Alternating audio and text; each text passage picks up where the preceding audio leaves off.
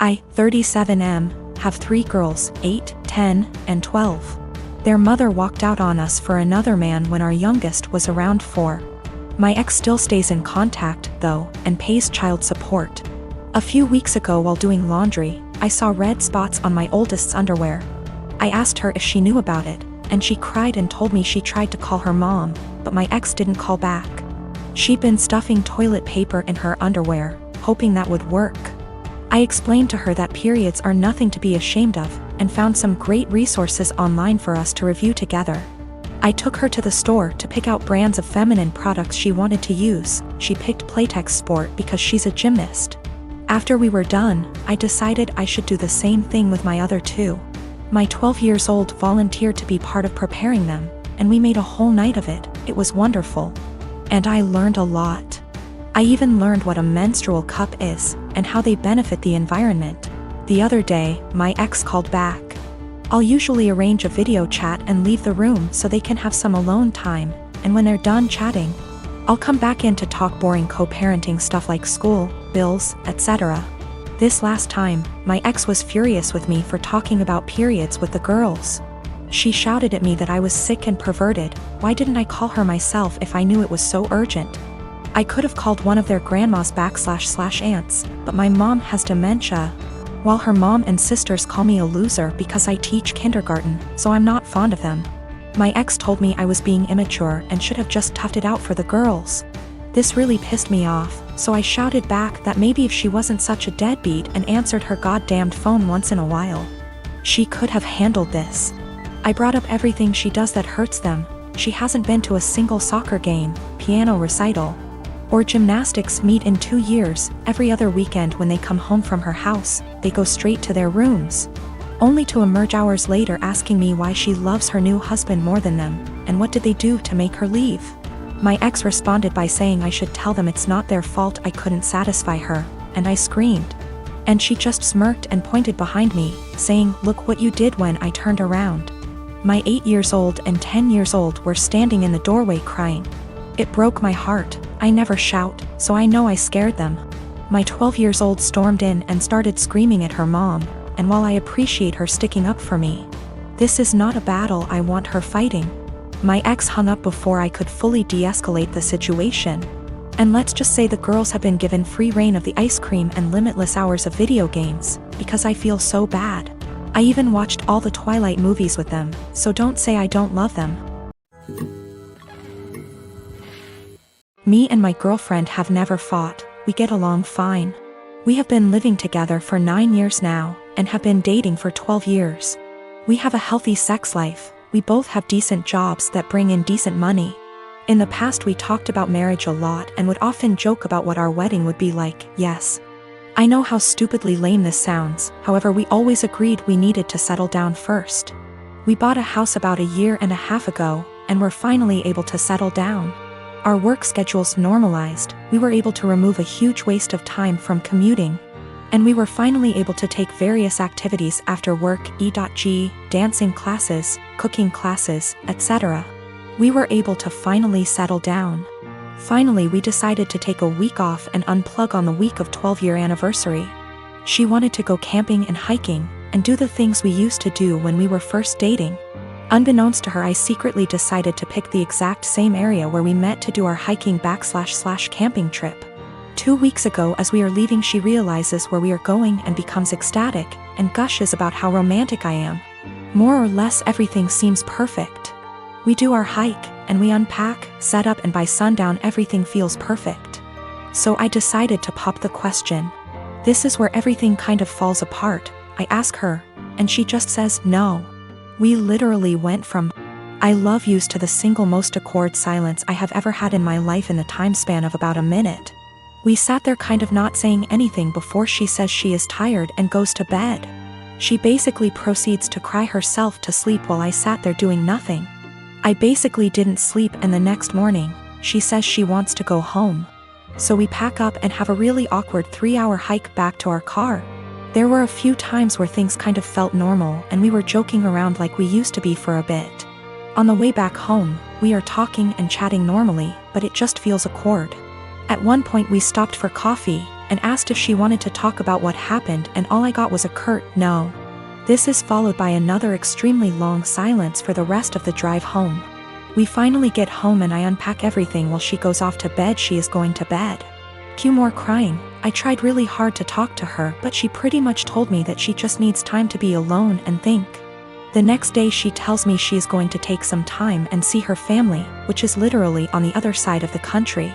It has been about 2 weeks since I dropped her off at the airport. She sent me a few messages to tell me she is fine, and that she needs some more time to think. Her best friend has been asking me every other day about what is going on with her, since she hasn't really been responding at all. I know she is okay, though, due to her posting some pictures of her and her family on Instagram. But it just feels really weird. I am an absolute giant mess. I just don't quite understand what is going on. None of my friends have really offered me anything of value. I just feel if I didn't ask the question, everything would be absolutely fine, and I don't really understand what is going on. I keep wanting to grab her laptop to try and figure out anything. I am not close to her parents at all, but I trust her and want to respect her space, but I don't know when she is coming back. I even sent her a message this morning, and I know she saw the message and received it, but hasn't replied. Also, her work has called me this morning asking about where she is. Apparently she had taken an extra week off last week, but she was supposed to be in yesterday. Now everything feels like it is falling apart and I have no idea what to do. The reason why it took so long for us to get married is we both agreed we wouldn't move to the next step until we finished the following. We both finished school. For her, that wasn't until 2 years ago. We both had stable jobs. We had a place where we could agree would be good enough to take stuff to the next step. We both had decent working hours. For a long time she was doing her residency and we more or less worked opposite shifts. We did talk about marriage and kids, and both agreed it would be part of the next step after we got settled. My 7-year-old daughter's doing virtual school in our living room recently. I heard her teacher address a girl named Kelly a few times, which stuck out to me because my daughter's class is only about 15 kids and I know them all by this point in the year. A couple times more and I realized she was calling my daughter Kelly. My daughter's name is Keely, pronounced Keely. So after school was over I asked her if that had been happening all year in this teacher's class, and she said it had, and it really annoyed her. I asked her why she hadn't corrected the teacher if it annoyed her so much, and she said she had repeatedly at the beginning of the year, but the teacher kept calling her Kelly, so eventually she gave up on reminding her. I sent the teacher a quick email explaining the misunderstanding but got no response. This teacher teaches a special subject, think music, gym, art, or language, not just one grade level. So my daughter will be in her classes for the next several years, so we couldn't just wait it out. And how moments like these are handled now will set the stage for how my kid deals with similar situations on her own in the working world. I encouraged my daughter to come to class early or stay later again, thinking maybe she hadn't heard or understood her last time. So a quiet one-on-one would be better. She got to the class early and she told her very politely that her name was Keely like really, instead of Kelly like jelly. And that people often get it confused, so she just wanted to clarify. So class starts and sure enough she gets called Kelly again almost immediately.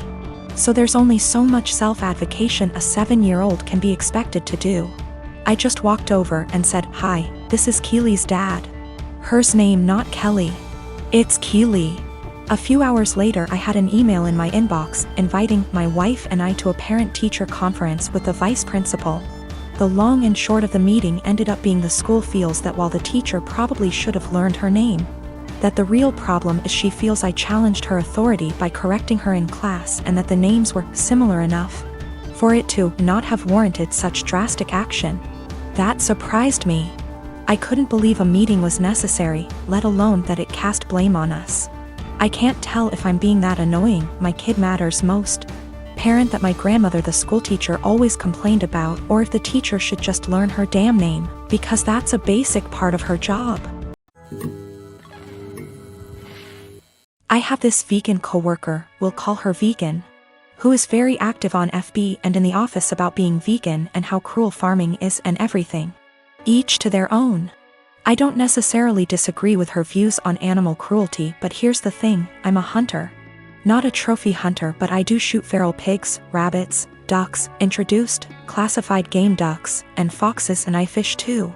All except for the fish are classified as pests. Foxes especially kill native wildlife and farm animals, and farmers will often put you up on their property for free to hunt them. I have passed tests here, especially for identification of game ducks versus protected species, and practice ethical hunting. I.e. allow the animal to have a fair chase, no dogs or tracking devices. Practicing marksmanship and dispatching prey swiftly and humanely and not wasting the meat. None of that is obviously good enough for vegan. When she first came onto the team and told everyone she was vegan, I kept my mouth shut about my hunting. I also think she's really intolerant because she preaches to people about how going vegan will help with their various ailments, and always turns up her nose at people heating up meat in microwave.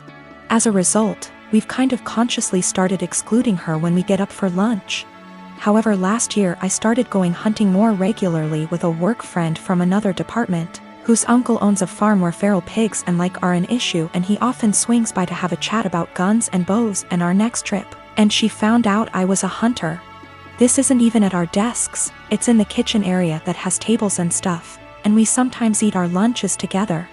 Ever since then, every conversation I've had with her, she's referred to hunting and how cruel it is. One time, I wore a leather pencil skirt to work and she had a go at me for wearing animal products. She seems to have singled me because of the fact that I go hunting. My boss has no spine. I've tried talking to him about this. But she just intimidates him and makes it seem like she's been persecuted, and he's backed down from that. She even tried to get a vegan shelf in the fridge and tried to rope in some Hindu vegetarian guys to do that, but they pointed out that they use milk and cheese and honey in their cooking. They also think she's nuts. It's gotten to the point where we go out for drinks on a Friday night at 5 and we never ask her. I don't organize these things, a coworker does, but my boss told me, when I brought it up in one-on-one meeting, that she feels really left out and she seems to think it's my fault because I've been here for longer and I'm somehow poisoning them against her, or something. I have since been conscious of this. If anyone starts conversation about vegan, I just say I don't talk to her unless it's work-related, and she's more than adequate at her job. It's actually become something of a joke or catchphrase. I told my boss I don't organize anything except official events, and she's always been invited. If she's not invited to informal stuff, that's not even organized by me, then that's not my problem. The coworker that doesn't invite her, she managed to piss him off because he's eaten guinea pig, he's from Peru. And she asked him if he'd eaten any of his other pets. For the record, he never ate a guinea pig that was a pet. It's something they eat in Peru.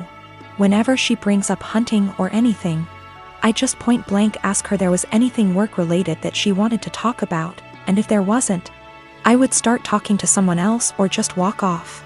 I have asked her multiple times to keep conversations work-related. I never start a conversation with her at all. Most of the time, she pounces when I'm in the kitchen making tea, getting water, or just stretching my legs. One time last week, a group of us were talking and she got up to join the discussion. A horrible silence fell over the group to the point where I just excused myself and went to my desk, and so did a few others. It all came to a head in our team meeting today when our boss, usually at the ends, asks if there's any positive news or celebrations outside of work people want to share, like engagements, marathons, charity appeals, etc., and vegan sarcastically asked me how many lives I'd taken last weekend. I got annoyed and said her constant badgering me about my hobbies and choice to eat meat was discriminatory and bothersome, and that unless it was work-related, she was not to engage me in conversation otherwise, and told our scribe to put that in the meeting minutes. She seemed a bit shocked by that, and my boss looked uncomfortable but said fair enough. I thought that was the end of that, but the right before our boss went to close the meeting, 2 other coworkers also put their hands up and asked vegan to only engage them in work-related discussions, and that they were also uncomfortable being given non-medical health advice pertaining to their choice to consume meat and their diets. Again, boss looked uncomfortable but asked vegan to respect their wishes and closed the meeting. Vegan didn't look anyone in the eye after that but headed straight to the bathroom. My boss was trying to get one of the co-workers to see if she was okay, and I think one of them eventually checked up on her, but she was in a cubicle and asked to be left alone. She eventually came out and asked my boss to leave early, which she did. I feel awful now. She embarrassed me in front of my team with the lives taken comment, so I pushed back, but I am caught between not wanting her to miserable and not wanting anything to do with her at all.